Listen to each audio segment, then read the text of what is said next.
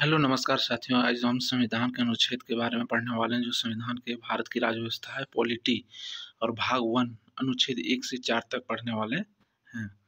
तो अनुच्छेद 1 में है कि संघ और उसके राज्य क्षेत्र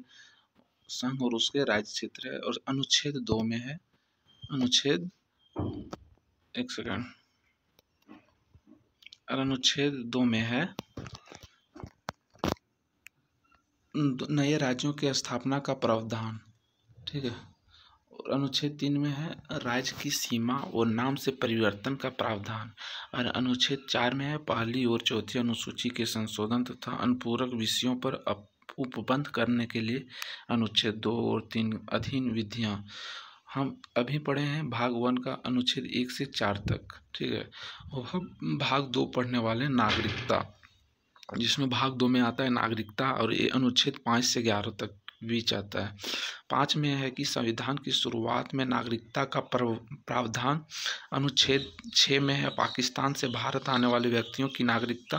और अनुच्छेद 7 में है भारत से पाकिस्तान जाने की नागरिकता का प्रावधान। अनुच्छेद 8 में है भारतीय मूल के व्यक्ति की नागरिकता। अनुच्छेद 9 में है भारत की समाप्ति। अनुच्छेद 10 में है नागरिकता के लिए अधिकार का बने रहना। और अनुच्छेद 10 में है नागरिकता के अधिकार का बने रहना। और 11 में है संसद द्वारा नागरिकता अधिकार कानूनों का विनियमन का प्रावधान। अर्थात नागरिकता को लेकर सारी शक्तियां संसद के पास होती है। तो हम पढ़ लिए। और नेक्स्ट जो है सो है भाग 3, जिसमें हम मौलिक अधिकार को पढ़ेंगे। और ये अनुच्छेद 12 से लेकर 35 के बीच में आती है। अनुच्छेद 12 में राज्य की परिभाषा को बताती है। अनुच्छेद 13 में मौलिक अधिकारों का नियंत्रण करने की विधियां बताता है। और समानता का अधिकार अनुच्छेद 14 से 18 के बीच में बताता है।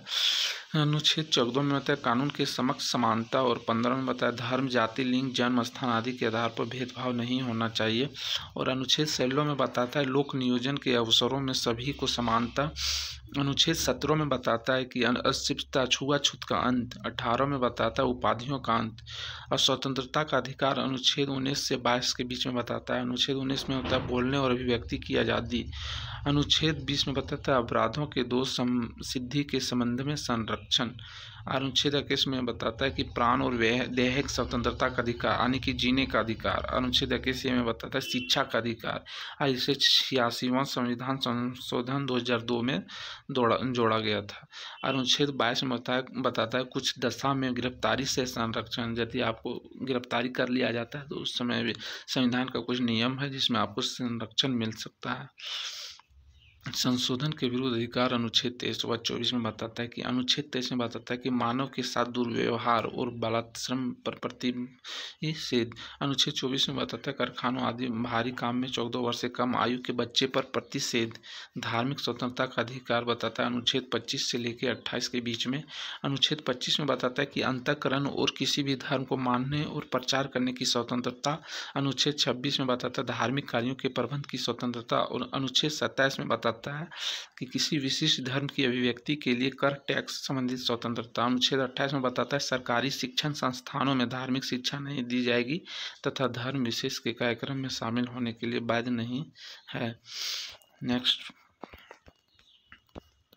संस्कृति और शिक्षा संबंधी अधिकार अनुच्छेद 29 व 30 में बताता है। अनुच्छेद 29 में यह बताता है कि अल्पसंख्यक वर्ग को उनकी भाषा, लिपि और संस्कृति को संरक्षित रखने का अधिकार। अनुच्छेद 30 में बताता है कि अल्पसंख्यक वर्ग के शैक्षणिक संस्थान संचालित करने का अधिकार। संवैधानिक उपचारों का अधिकार अनुच्छेद 32 से लेकर 35 के बीच बताता है। अनुच्छेद 32 में होता है रिट संबंधी प्रावधान, जिसमें BR अम्बेडकर जी ने इसे संविधान की आत्मा कहा गया है। अनुच्छेद 33 में मौलिक अधिकारों को लागू करने में संसद की शक्ति। अनुच्छेद 34 में बताता है सैन्य क्षेत्र या कानून के समय मौलिक अधिकारों पर प्रतिबंध संबंधित प्रावधान। अनुच्छेद 35 में बताता है कि मौलिक अधिकार लागू करने और संबंधित प्रावधान। भाग 4 नीति निर्देशक तत्व। अनुच्छेद 36 से लेकर 52 तक बताता है कि राज्य की परिभाषा। अनुच्छेद 37 बताता है नीति निर्देशित तत्व न्यायालय में वाद योग्य नहीं। 38 में बताता है राज्य लोक कल्याण की बुद्धि में व्यवस्था करेगा। अनुच्छेद 39 बताता है समान कार्य के लिए समान वेतन का प्रावधान, समान न्याय और समान निःशुल्क भी सहायता होता है। 40 में ग्राम पंचायत का गठन का प्रावधान। और 41 में होता है कुछ परिस्थितियों में सभी नागरिकों को काम, शिक्षा और लोक सहायता पाने का अधिकार। अनुच्छेद 42 में बताता है न्याय संगत और मानव उचित दशाओं तथा प्रसूति का सहायता का प्रावधान। अनुच्छेद 43 में बताया मजदूरी और कुटीर उद्योगों का प्रोत्साहन। अनुच्छेद 44 में बताया समान नागरिक संहिता UCC लागू करने का प्रावधान। अनुच्छेद 45 में बताता है बच्चे के मुक्त और अनिवार्य शिक्षा की जिम्मेदारी राज्य की होगी। अनुच्छेद 46 में बताता है कि अनुसूचित जाति, जनजाति और अन्य वर्गों की शिक्षा और अर्थ संबंधी हितों का प्रावधान। अनुच्छेद 47 बताता है कि पोषण और जीवन स्तर के लिए लोक स्वास्थ्य में सुधार का कर्तव्य। तो आज हम अनुच्छेद 47 तक पढ़ें और आगे का वीडियो कल लोड करेंगे। तो आप लोग अच्छा से पढ़िएगा, बहुत मेहनत से नोट्स बनाए हैं। और आप लोग मेरे चैनल को सब्सक्राइब कर लीजिएगा और लाइक कर लीजिएगा।